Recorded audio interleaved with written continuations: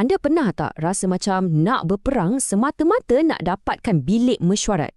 Atau pening kepala nak book makmal? Kalau pernah, anda faham sangat betapa serabutnya bila guna sistem manual. Jadi, hari ini, jom kita tengok macam mana satu aplikasi digital namanya Smart Lapola cuba selesaikan semua masalah ni. Cuba bayangkan situasi ni. Jadual kelam kabut, staf dah mula stres, semua orang buang masa. Memang mimpi ngerilah kan bila guna sistem manual. Salah faham sikit je, terus tempahan jadi bertindih. Inilah masalah yang selalu sangat jadi.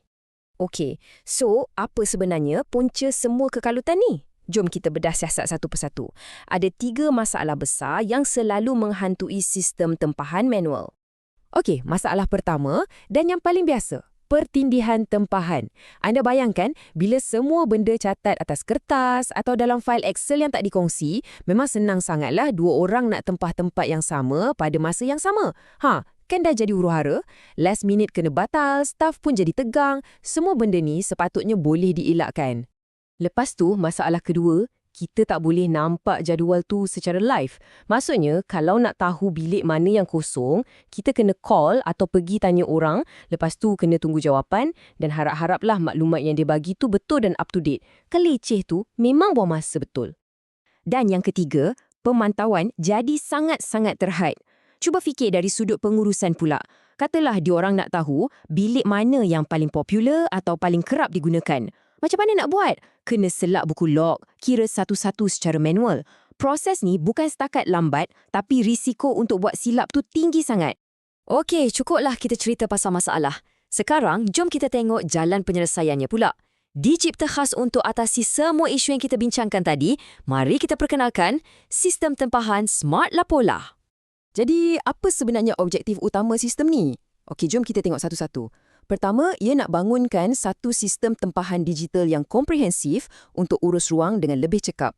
Kedua, ia sediakan satu platform online secara real time, jadi kita semua boleh cek slot mana yang available. Senang kan? Ketiga, ia automatiskan semua benda, dari simpan rekod sampailah pengesahan kehadiran pengguna. Tak payah dah catat manual. Keempat, dan ini paling best, ia hapuskan terus masalah tempahan bertindih tu, sebab semua data dah berpusat. Dan akhir sekali, semua ni dibuat untuk pupuk satu suasana belajar yang lebih profesional dan kondusif untuk semua orang. Okey, bunyinya nak cak hebat kan? Tapi, macam mana sebenarnya sistem ni berfungsi? Jom kita selami ciri-ciri utama yang buatkan Smart Lapola ni sangat berkesan. Ini dia. Kunci utamanya adalah akses. Tengoklah antara muka dia nampak bersih dan senang nak guna kan?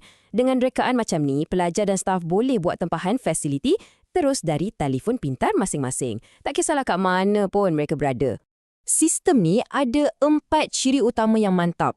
Pertama, tempahan dalam talian. Lupakan terus pasal borang-borang kertas tu. Semua boleh buat dalam aplikasi je. Kedua, semakan ketersediaan. Kita boleh nampak dengan jelas slot masa mana yang masih kosong, jadi senang nak elak konflik. Ketiga, ada fungsi pengesahan kehadiran. Ini bijak sebab ia pastikan slot yang dah ditempah tu betul-betul digunakan, tak adalah membazir. Dan keempat, pangkalan data automatik. Setiap tempahan terus direkodkan secara automatik. Senang untuk rujukan dan kalau nak buat laporan nanti. Dari segi teknologi pula, sistem ni memang kukuh. Ia adalah aplikasi berasaskan web. Maksudnya tak payah muat turun apa-apa pun. Buka pelayar, terus boleh guna. Dah tentulah ia direka untuk mudah alih. Boleh akses guna telefon, tablet, apa-apa je lah. Dan yang paling penting, semua data adalah masa nyata. Maknanya maklumat tu disimpan dan dikemas kini serta-merta. Jadi apa yang kita nampak kat skrin, itulah yang paling tepat dan terkini. Dan bahagian paling best, proses tempahan dia sangatlah mudah, cuma ada 3 langkah ringkas. 1. Akses. Pengguna cuma perlu layari aplikasi, guna pautan rasmi yang diberi. 2. Pilih. Lepas tu, semah jadual dan pilih je slot mana yang kosong. 3. Tempah. Terus sahkan tempahan. Siap! Sistem akan terus kunci slot tu dan simpan data secara masa nyata. Senang kan? Okey, so dengan semua ciri-ciri hebat ni, apa impak sebenar dia? Jom kita tengok perbezaan yang dibawa oleh sistem ni dalam dunia sebenar. Perbezaan dia, macam langit dengan bumi. Kita beralih daripada birokrasi manual yang leceh kepada proses yang serba automatik. Daripada masalah tempahan bertindih kepada penggunaan fasiliti yang dioptimumkan. Dan daripada rekod yang berterabur entah ke mana kepada pengurusan data yang kemas dan berpusat. Ini bukan sekadar penambahbaikan, ini satu transformasi total. Secara praktikalnya, bila dah automatik macam ni, kerja-kerja manual tu memang berkurang banyak. Sistem ni juga bantu pastikan setiap ruang tu digunakan semaksimum mungkin, tak adalah slot kosong yang membazir. Dan untuk pihak pentadbiran, nak sediakan laporan, mudah saja. Sebab semua data dah tersusun elok, tinggal tarik keluar je. Tapi impak dia bukan setakat pasal efisien je tau. Ia lebih mendalam. Ia boleh ubah budaya kerja.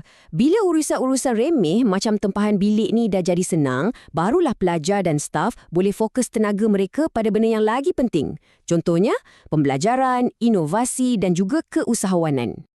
Dan kalau kita tengok dari skop yang lebih besar, sistem macam ni sebenarnya jadi pemangkin untuk transformasi digital. Ia galakkan budaya kerja moden, kurangkan guna kertas, selamatkan alam sekitar dan secara tak langsung, ia tingkatkan celik teknologi dalam kalangan semua orang kat institusi tu. Jadi, sebagai kesimpulan, apa pengajaran utama yang boleh kita ambil daripada inovasi Smart Lapola ni? Ada 3 perkara penting yang kita boleh simpulkan. Pertama, Smart Lapola ni bukti kukuh yang inovasi digital memang sangat berkesan untuk uruskan fasiliti pendidikan. Kedua, ia bukan sekadar tingkatkan kecekapan, tapi ia berjaya hapuskan terus konflik tempahan yang menyusahkan tu. Dan ketiga, yang paling penting, ia menyokong satu ekosistem yang lebih kondusif dan moden untuk semua orang belajar dan berkembang. Dan ini membawa kita kepada satu soalan terakhir untuk anda fikirkan. Dengan kejayaan sistem macam ni, adakah ini sebenarnya masa depan pengurusan fasiliti bukan je untuk politeknik ni, tapi untuk semua institusi pendidikan di luar sana? Apa pendapat anda?